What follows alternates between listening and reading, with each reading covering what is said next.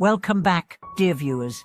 Today, we are diving into one of the most beautiful and powerful aspects of Buddhist practice, selfless devotion, and the act of sharing the joy of Dharma with all beings. In a world that often emphasizes individual success and personal gain, it's easy to forget that true fulfillment comes not from what we possess, but from what we give. So how do we begin to shift our focus from self-interest to the greater good of all beings, and what does it truly mean to share the Dharma joyfully? Buddhism teaches us that the path to true happiness and enlightenment is not just about personal liberation, but about liberating all sentient beings. In this teaching, we find a profound invitation to not just seek our own awakening, but to awaken together with others, helping them along the way. But how can we make this shift in perspective? How can we live lives of selfless devotion, grounded in compassion and wisdom, while still navigating the challenges of the world around us? Let's start by exploring the concept of Dharma joy. What does it mean to experience joy through the Dharma? For many, the teachings of Buddhism offer a deep sense of peace, clarity, and understanding that bring profound inner happiness. Dharma joy isn't the temporary pleasure that comes from fleeting experiences or external possessions. It's the joy that comes from realizing the interconnectedness of all things, the joy that arises when we let go of ego, attachment, and delusion. This kind of joy arises from inner transformation. When we begin to see ourselves not as separate from the world, but as part of an intricate web of beings, we are naturally inclined to share what we've learned with others. The joy of Dharma grows when it is shared. It's not meant to be hoarded or kept to oneself. True happiness, according to Buddhist teachings, is a shared experience, and it grows in magnitude the more we open our hearts to others. Selfless devotion, what the Buddha often referred to as bodhisattva action, is the embodiment of this sharing. A bodhisattva is someone who has attained deep wisdom and compassion, but chooses to remain in the world to help others awaken. The bodhisattva does not seek enlightenment for personal gain, but dedicates their life to the liberation of all beings. This selfless devotion is the highest form of compassion, and it can only rise when we understand that the suffering of others is our suffering, and their joy is our joy. And now, we must ask ourselves, how can we cultivate this sense of selflessness in our daily lives? The first step is to recognize the ways in which we've been conditioned to prioritize ourselves. In a society that values individualism and competition, it's easy to forget the importance of connection and interdependence. But when we shift our focus from me to we begin to see that our true happiness lies in the well-being of others. The practice of compassion is central to this shift. Compassion means not only feeling for others but acting to alleviate their suffering. This can take many forms: offering a kind word, helping those in need, or simply listening with an open heart.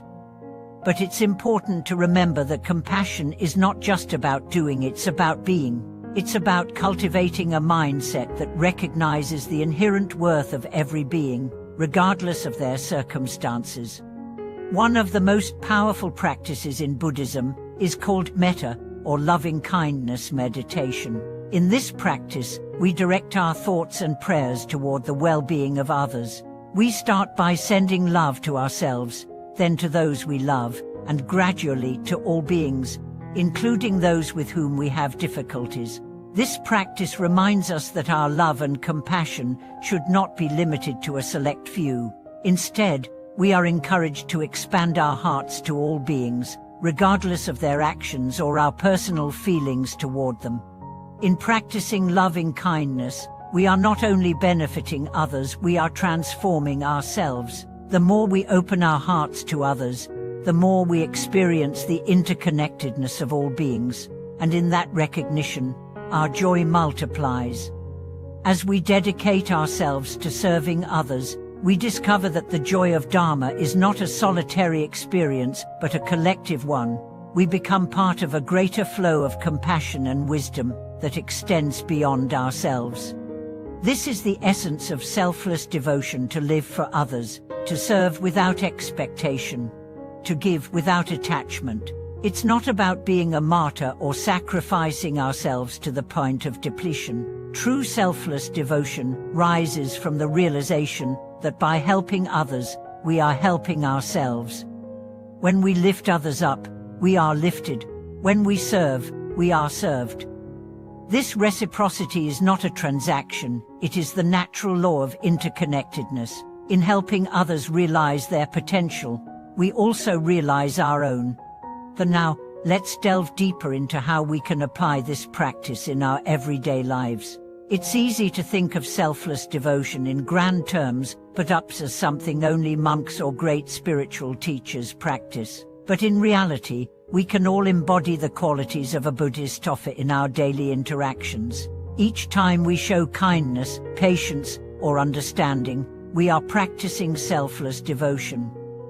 Every time we choose love over fear, generosity over scarcity, and empathy over judgment, we are contributing to the well-being of others. At work, we can embody selfless devotion by choosing collaboration over competition, by supporting our colleagues instead of seeking personal gain, and by offering our skills and talents to help others succeed. In our families, we can practice selflessness by prioritizing the needs of others, by being present with our loved ones, and by showing unconditional love, even in difficult times. In our communities, we can serve by volunteering, by listening to those who are marginalized, and by using our voices to advocate for justice and equality.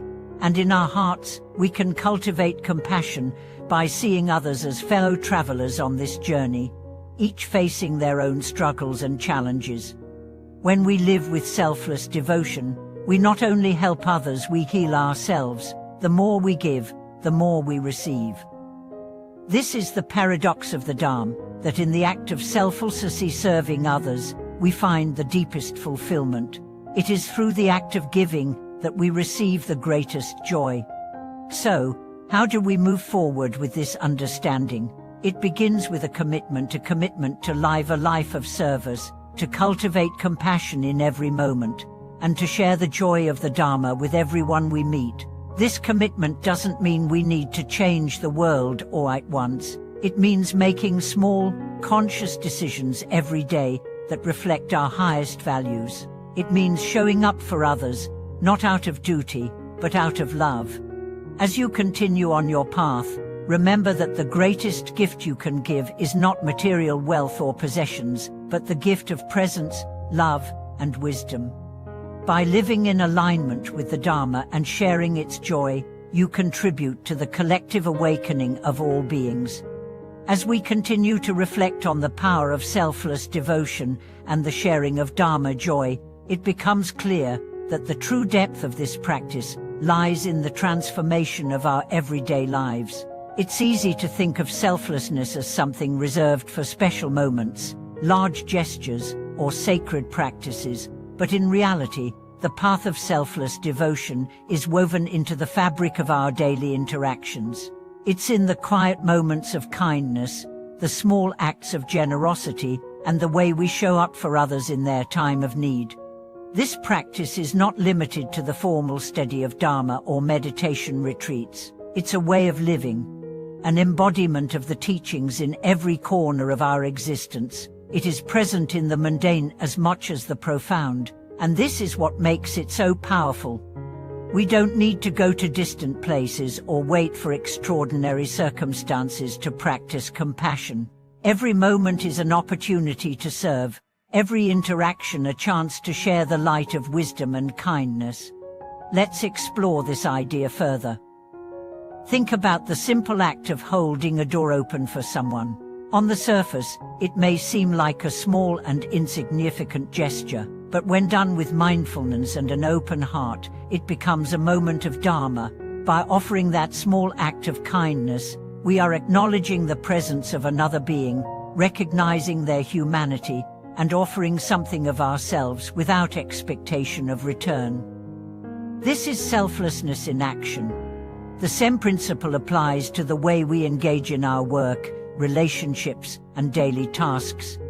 It's easy to become consumed with our own desires, ambitions, and frustrations, especially in a world that often values individual success above all else. But when we take a step back and shift our focus to the well-being of others, we begin to see that true fulfillment comes not from personal achievement, but from collective growth. When we prioritize the needs of the whole, we find that our own needs are met in the process. Consider your daily interactions with others. Are you focused on your own desires, or are you fully present, listening with compassion, and offering your support where it's needed? Are you serving those around you with love and care, or are you caught up in your own distractions and frustrations? Selfless devotion isn't about giving up everything we have, it's about shifting our perspective from "what can I gain?" but at "what can I offer?" By doing so, we align ourselves with the natural flow of compassion and interconnectedness. Let's take the example of a teacher, someone who dedicates their time and energy to guiding others on their path of growth. A true teacher doesn't just impart knowledge, they embody the teachings through their actions and presence. They show up not for recognition or reward, but because they understand that their role is to help others awaken to their own potential.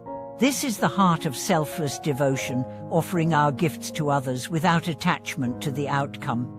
In every moment, we have the opportunity to be a teacher, not just in formal settings, but in the way we live and engage with others. Whether we are guiding our children, supporting our friends, or simply being present for a stranger in need, we are constantly teaching through our actions. And in this way, we share the Dharma, not just through words, but for the energy we bring into the world. One of the greatest barriers to living with selfless devotion is the fear that we will exhaust ourselves or be taken advantage of. It's easy to think that if we give too much, there will be nothing left for us. But this belief arises from a misunderstanding of the true nature of generosity. Generosity doesn't deplete us, it replenishes us. The more we give, the more we receive. Not in material wealth, but in joy, connection, and a deep sense of purpose. This is where the practice of mindfulness becomes so essential. When we are mindful, we are fully present in each moment. We are aware of our thoughts, feelings, and actions, and we can act with intention and clarity. This mindfulness allows us to give freely, knowing that our acts of kindness and service are rooted in awareness and compassion, not obligation or fear. Mindfulness also helps us to navigate the challenges that arise when we try to live selflessly. It helps us recognize when we are giving out of a sense of duty or guilt rather than love. It allows us to set healthy boundaries so that we don't burn out or overextend ourselves. Living with selfless devotion doesn't mean sacrificing our own well-being, it means finding balance, giving from a place of abundance, not depletion. This balance is crucial because it allows us to sustain our practice of service over the long term. When we give without attachment to outcomes, when we serve without expecting recognition or reward, we create a flow of energy that nourishes us as well as those we help. This is the true power of selflessness. It is not a one-way transaction, but a cyclical exchange that enriches everyone involved. Think about the natural world for a moment. Plants give oxygen to the air, and in turn, we breathe that oxygen. Trees provide shelter and shade, and animals live within them. The earth gives us food, and we give back by taking care of the land. This reciprocal relationship exists everywhere in nature, and it is a model for how we can live with selfless devotion. We give because it is natural. We give because it completes the cycle of life. And in giving, we receive. This is the essence of sharing Dharma joy. Dharma is not a possession, it is a living truth that must be shared in order to grow. When we withhold the joy of Dharma, we limit its power, not just for ourselves, but for others. The more we share it, the more it expands, and the more it expands, the more we all benefit. At the heart of this sharing is the realization that all beings are interconnected. We are not separate from one another. The joy of one person is the joy of the whole. The suffering of one person is the suffering of the whole. When we open ourselves to this truth, we stop seeing others as obstacles to our happiness, and instead, we begin to see them as partners on the journey of life. This realization transforms the way we live and relate to others. It encourages us to act with greater empathy, to listen with more care, and to love with more intention. It reminds us that our actions ripple out into the world, affecting everyone we encounter. In this way, sharing the joy of Dharma becomes not just an individual practice, but a collective one that builds communities, fosters connection, and spreads peace. Thank you for watching this video.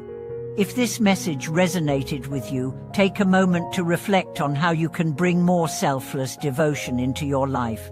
What are the ways you can serve others with love and compassion? How can you share the Dharma joyfully, without attachment or expectation? Leave a comment below, and let's continue the conversation. Don't forget to like, subscribe, and share this video with those who may benefit from this message. Until next time, live with love, give with grace, and remember that true joy comes from sharing with others.